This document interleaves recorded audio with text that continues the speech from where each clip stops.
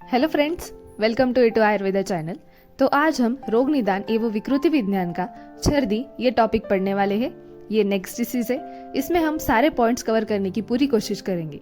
तो सबसे पहले हम छर्दी की डेफिनेशन से शुरू करते हैं। तो छर्दी की डेफिनेशन क्या है कि आमाशय स्थित कफ पित्त मिश्रित अन्न का मुख द्वारा बाहर निकालना, इसे छर्दी कहते हैं। यानी कि अगर मॉडर्न वाइज तो वॉमिटिंग हम उसे कहते हैं। मुख मार्ग से प्रवृत्त अन्न दोष को छर्दी कहते हैं। मीन्स मुख मार्ग से दोष बाहर निकलते हैं तो उसे हम छर्दी कहते हैं। आचार्य चक्रपाणि के अनुसार ऊर्ध्व मार्ग से अति प्रवृत्त दोषों का बाहर निकलना, इसे छर्दी कहते हैं। तो ये मैंने छर्दी के 2-3 डेफिनेशंस बताए। तो आप इसमें से ये जितना याद हो सकता है उतना इंट्रोडक्शन में तो जरूर लिखिएगा, अगर ऐसे क्यों आए हैं छर्दी पे। तो अब हम देखते हैं कि हेतु क्या है छर्दी के। तो यहाँ पे मैंने श्लोक बताया है, इसमें सारे पॉइंट्स कवर हो गए। मैं आगे भी इसको पॉइंट्स में बता दूंगी। तो ये श्लोक जो है वो आप नोट डाउन कर लीजिएगा। अब हम देखते हैं कि छर्दी के हेतु क्या है।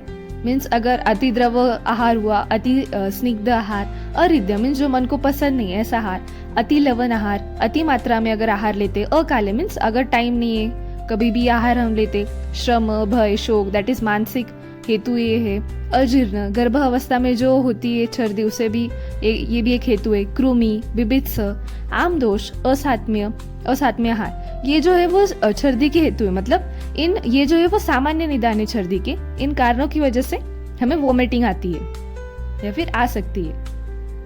अब हम डिटेल में आगे देखते हैं कि इसके प्रकार। ये एक इम्पोर्टेंट है, ये एससीक्यू के लिए पूछ सकते हैं आपको कि छर्दी के प्रकार वर्णन कीजिए। तो चरक या सुश्रुत, इनके मैंने प्रकार बता दिए।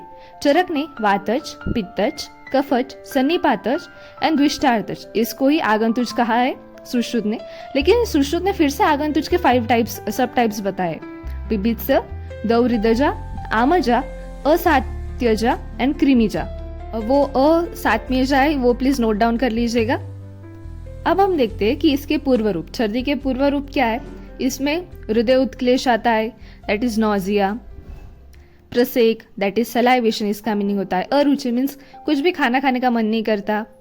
लाला स्राव, सलाइवेशन होता है। मुख नमकीन स्वादयुक्त, ये भी एक श्लोक में भी बताया गया है कि लवन अस्तु, मतलब जो मुख होता है वो ऐसे नमकीन हो जाता है, स्वादयुक्त। तो ये मीन्स एमसीक्यू के लिए भी पूछ सकते हैं आपको, तो ये नोट डाउन कर लीजिएगा पूर्व रूप में। अब हम देखते हैं कि लक्षण।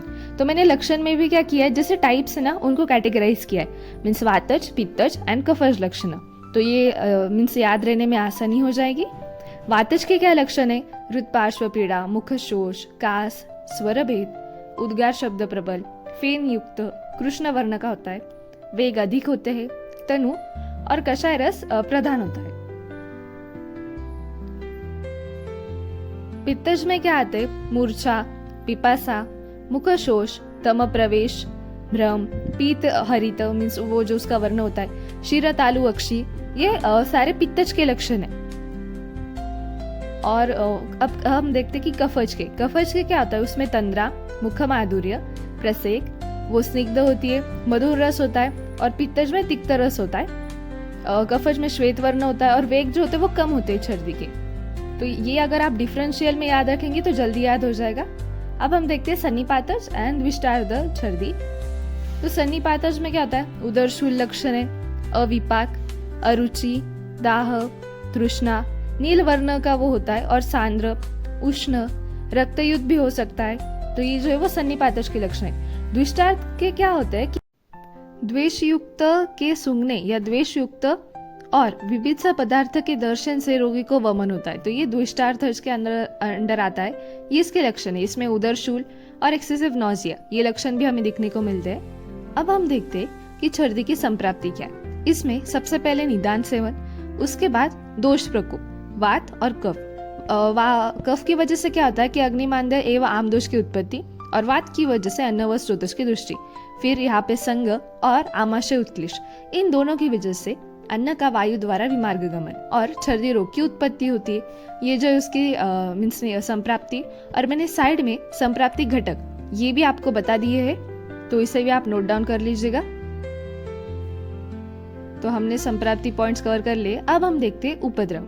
छर्दी के उपद्रव क्या होते हैं, इसमें कास, श्वास, ज्वर, हिक्का, तृष्णा, ये जो है, और हृदरोग, स्tomach, ये जो है, ये इसके सारे उपद्रव बताए गए हैं। तो ये माधव निदान का श्लोक है।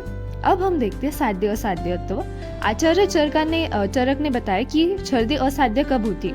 अगर जो व्यक्ति है वो बहुत ही क्षीण हुआ, अधिक वेग है छर्दी के, सभी उपद्रव उसमें उपस्थित है, वमन का चंद्रिका युक्त होना, ये जो है वो छर्दी को असाध्य बताते। हमने छर्दी के सारे पॉइंट्स कवर कर लिए हैं। Hope you understand this all points. Thank you for watching this video and also subscribe my A2 Ayurveda channel. Like, share and subscribe. Also follow me on Instagram A2 Ayurveda channel. Follow for more content like this. Thank you.